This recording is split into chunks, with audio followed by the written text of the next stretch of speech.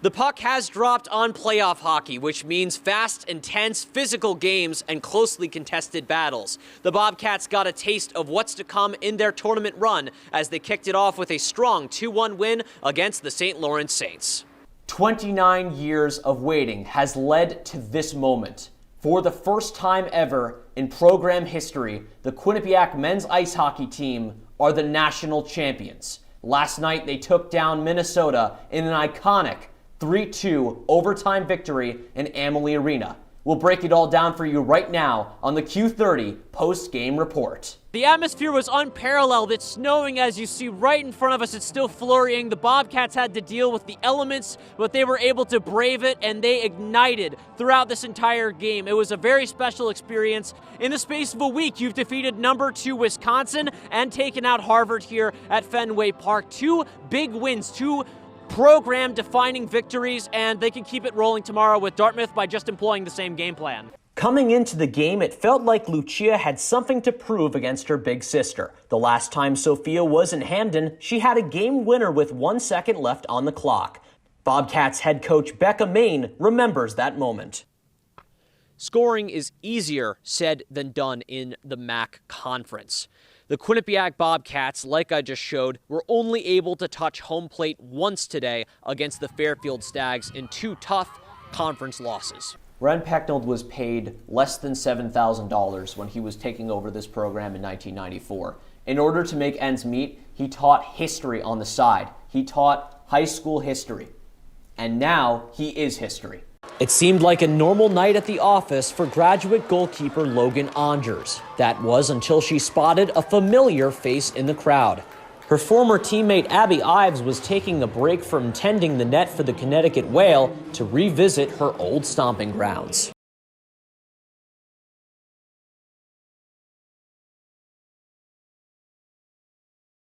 Game, set, match. The Quinnipiac women's ice hockey team defeated the St. Lawrence Saints and eliminated them from the ECAC tournament after an emphatic and dramatic goal by Sadie Peart in overtime. I mean, you always dream of that, right? I got it back and I was like, okay, this has got to get on net, you know, and it did, and I saw it flutter right over her shoulder. There was some traffic in front of the net, so that was nice, and then, yeah, it was all emotion after that. Just awesome for Sadie. She's got the biggest heart, and you know, it's just so clear how much everyone respects the work she puts in. She makes the little plays every time. Throughout the quarterfinals, the Bobcats have had to dig deep and chip away at the skating Saints in 1-goal games, and Game 3 was no different. We're clearly just so proud of our group today. They battled so hard, and you know, St. Lawrence is such a hard team to play against, and to be in a game that's that tight in the playoffs in our quarterfinals, it's going to make whoever ends up pushing through with 3 series going to 3 games, pushing through to the NCAA tournament, just battle ready. By going the distance with St. Lawrence and coming out on top in sudden death overtime, the Bobcats feel closer to success and their teammates than ever. I would say that my confidence grew a lot more as I was able to play in these games. It doesn't come without the love and support from my teammates. The passion this team brings, like the motivation we all have, the trust we all have in each other, there's no better group I'd want to be with.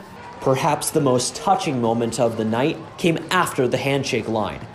Instead of bringing her team back to the locker room, Turner kept her squad together on their home ice. You know, we gathered them on the ice because we didn't want to have our 5th years have to leave the ice. It's the last time they're going to play here, and I thought, you know, let's not have them leave right now. Let's just talk out here and let them enjoy that moment, and I know that they certainly did. The Bobcats tournament run continues next weekend as they face the Colgate Raiders in the ECAC semifinals at Ingalls Rink. Reporting for Q30 Sports, I'm Clever Streich.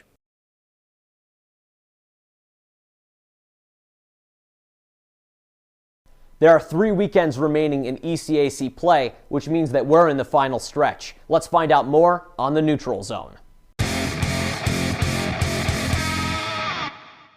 Hi everybody, I'm Clever Streich for the Neutral Zone. We're going to take a look at what's going on right now in ECAC women's ice hockey. First, let's take a look at the standings. At the moment, the Yale Bulldogs currently sitting in first place with an overall record of 21-1-1 and a conference record of 14-1-1. Beneath them, 2 points back, are the Bobcats, 14-3-0 after a tough loss to the Princeton Tigers last weekend. Behind the Bobcats are the Colgate Raiders with 38 points, a 12-3-1 conference record, and then Clarkson, Cornell, Harvard, St. Lawrence, and Princeton round out the top 8. These 8 teams will qualify for the ECAC tournament if the playoffs were to begin today. Now, as for the race for first place, there's 5 points between Yale, Quinnipiac, and Colgate. So let's take a look deeper into how the Bobcats can potentially take the top spot back. They're 3-2 in their last 5 games played. Some difficult losses to Yale and Princeton, meaning that they're number 6 in the rankings right now, 7th in the pairwise. They have a game against Dartmouth on Friday, RPI and Union the following weekend to close out their homestand. Then we'll go to the Yale Bulldogs, who are the odds-on favorites this year. They are 5-0 in their last 5 games played. That is a ridiculous metric. And of course, they are number 2 in the entire country. They are amongst the best of the best in the NCAA this year. And they're top of the pairwise. It does not get much better if you're hanging out in New Haven. They have matchups with Union and RPI this upcoming weekend. And then finally, Colgate, who's in 3rd place, but could potentially make a run if Yale and Quinnipiac have some bad fortune in their upcoming ECAC slate. They're 3-1-1 in their last 5 games played, the ranking of number 4 in the nation right now. Upcoming games include St. Lawrence, Clarkson, and circle calendars right there with the Yale game coming up on the 10th. That will do it for the Neutral Zone and your live look at around the ECAC. Reporting for Q30 Sports, I'm Clever Streich.